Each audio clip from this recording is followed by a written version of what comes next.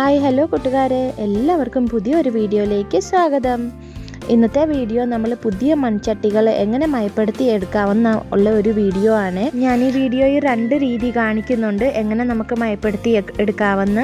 ആദ്യത്തെ വേ traditional way ആ, രണ്ടാമത്തെ രീതി ഞാൻ ഇൻസ്റ്റൻ്റ് ആയിട്ട് നമുക്ക് പെട്ടെന്ന് എങ്ങനെ മയപ്പെടുത്തി എടുക്കാവുന്നുള്ള ഒരു വീഡിയോ ആണ്. അപ്പം നമുക്ക് നേരെ വീഡിയോയിലേക്ക് പോകാം. നമ്മൾ മാർക്കറ്റിൽ നിന്ന് മേടിച്ച് കൊണ്ടുവരുന്ന മൺചട്ടികൾ ആദ്യം തന്നെ ചെറിയ ഒരു ടീസ്പൂൺ ഉപ്പിട്ട് നല്ലോണം ഒന്ന് വെള്ളത്തിൽ കഴുകി എടുക്കുക. അതിൻ്റെ ശേഷം ഒരു പാത്രം എടുക്കുക, നല്ല വലിയ ചെരുവം മാതിരി. പാത്രത്തിൻ്റെ അകത്ത് തന്നെ നമ്മൾ ഇളം ചൂട് കഞ്ഞിവെള്ളം ഇട്ട് കൊടുക്കണം.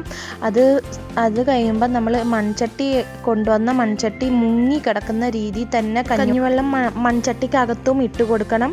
എന്നിട്ട് മൺചട്ടിക്കകത്തും താഴലായിട്ട് മുങ്ങി കിടക്കുന്ന രീതി നമുക്ക് 2 ദിവസത്തേക്കിന് അത് മൂടി വെച്ച് കൊടുക്കണം. 2 ദിവസത്തേക്കിന് നമുക്കത് തൊടാൻ പാടില്ല. ഇങ്ങനെ തന്നെ നമുക്ക് ഇതൊരു ട്രഡീഷണൽ വേ ആണ്. നമ്മളുടെ 10 വർഷത്തോളം നമ്മളുടെ മൺചട്ടി പൊട്ടലോ വിണ്ടലോ ഒന്നും വരത്തില്ല. മൺചട്ടി നല്ല നോൺ സ്റ്റിക്ക് ആയിട്ട് നമുക്ക് സൂക്ഷിക്കാൻ പറ്റും. ഇതേപോലെ നിങ്ങൾ ചെയ്താൽ നമുക്ക് മൺചട്ടികൾ കുറേ വർഷത്തോളം മൺചട്ടി പോകാതെ നമുക്ക് കറിയൊക്കെ ഉണ്ടാക്കാൻ പറ്റും. അതേപോലെ ഇപ്പം കഞ്ഞിവെള്ളം 2 ദിവസം കഴിയുമ്പോഴത്തേക്കിന് കഞ്ഞിവെള്ളം നല്ല പുളിപ്പാവും. അപ്പോഴത്തേക്കിന് തന്നെ ആ കഞ്ഞിവെള്ളം മൊത്തം കളഞ്ഞ് മൺചട്ടി നല്ലോണം കടലപ്പൊടിയോ ചാരമോ അല്ലെങ്കിൽ ഉപ്പ് വെച്ച് നമുക്ക് കഴുകിയെടുക്കാവുന്നതാണ്. നമ്മൾ സോപ്പ് പൊടി ഉപയോഗിക്കല്ലേ മൺചട്ടി കഴുകുമ്പം. പാചകം ഉണ്ടാക്കുമ്പോഴും സോപ്പ് പൊടി ഒട്ടും ഉപയോഗിക്കല്ലേ മൺചട്ടി കഴുകുമ്പം. അങ്ങനെ നിങ്ങൾക്ക് മൺചട്ടി നോൺ സ്റ്റിക്ക് ആയിട്ട് തന്നെ സൂക്ഷിക്കാൻ പറ്റും. നല്ലോണം അത് കഴുകിയെടുത്തതിൻ്റെ ശേഷം നമ്മൾ വെളിച്ചെണ്ണയോ നല്ലെണ്ണയോ ആണ് തൂത്ത് കൊടുക്കുന്നത്. ബ്രഷ് ഇട്ട് നല്ലോണം അകവും പുറവും സൈഡും എല്ലായിടത്തും മൺചട്ടിയുടെ അകത്തും പുറത്തും സൈഡും എല്ലാം നല്ലോണം വെളിച്ചെണ്ണ തൂത്ത് കൊടുക്കണം.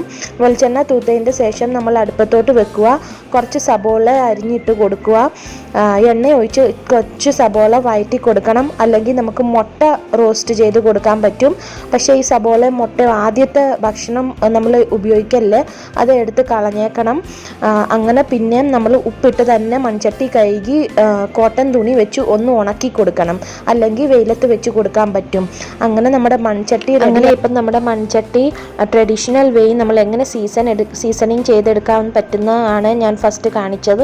ഇനിയും രണ്ടാമത്തെ ടിപ്പ്, നമുക്ക് ഫ്ലാറ്റിലൊക്കെ താമസിക്കുമ്പം ഇൻസ്റ്റൻ്റ് ആയിട്ട് തന്നെ നമുക്ക് മൺചട്ടി മയപ്പെടുത്തി എങ്ങനെ എടുക്കാമെന്നാണ് കാണിക്കുന്നത്. നമ്മൾ കൊണ്ടുവരുന്ന മൺചട്ടി ആദ്യം സ്വല്പം ഉപ്പിട്ട് ഒന്ന് കഴുകിയെടുക്കണം. ഉണക്കിയതിൻ്റെ ശേഷം നമ്മൾ ഗ്യാസ് അടുപ്പത്തോട്ട് വെച്ച് നിറച്ച് വെള്ളം ഒഴിച്ച് തേയിലപ്പൊടിയും കൂടെ ചേർത്ത് കൊടുക്കണം. 1 ടേബിൾ സ്പൂണോളം നല്ലോണം, ഒരു 2-3 ടേബിൾ സ്പൂണോളം ചേർത്ത് കൊടുക്കണം വലിയ ചട്ടിയാണെങ്കിൽ. അങ്ങനെ നമ്മളുടെ തേയിലപ്പൊടി നല്ലോണം തിളച്ചത് പകുതിയാകുന്നിടം വരെ മീഡിയം ഫ്ലെയിമിൽ വെച്ച് തിളപ്പിച്ചെടുക്കണം തേയിലപ്പൊടി വെള്ളം. പിന്നെ അത് നോൺ സ്റ്റിക്ക് തവിയെ ഉപയോഗിക്കാവുള്ളൂ നമ്മൾ മൺചട്ടിക്കകത്ത് കറിയൊക്കെ വെക്കുമ്പോഴത്തേക്കിന്. എന്നിട്ട് ആ തേയിലപ്പൊടി 1 ദിവസം കഴിയുമ്പം നമുക്ക് തണുത്തതിൻ്റെ ശേഷം ഇത് റോസ ചെടിക്കൊക്കെ നമുക്ക് ചേർത്ത് കൊടുക്കാവുന്നതാണ്. നല്ലോണം പൂവൊക്കെ വരും. ഇതേ പ്രൊസീജിയർ തന്നെ നല്ലോണം ഉപ്പിട്ട് തേച്ച് കഴുകിയിട്ട് നമുക്ക് ഇച്ചിരി തേങ്ങ ചിരണ്ടിയതില്ല, അതൊന്ന് നല്ലോണം റോസ്റ്റ് ചെയ്ത് കൊടുക്കുക അതേ ചട്ടിക്കകത്ത്. അപ്പം തന്നെ നമ്മളുടെ മൺചട്ടി റെഡിയായി യൂസ് ചെയ്യാൻ വേണ്ടി. നിങ്ങൾക്ക് നോൺ സ്റ്റിക്കായിട്ട് അപ്പവും മുട്ടയോ എന്ത് കറി വേണമെങ്കിലും ഉപയോഗിക്കാൻ പറ്റും.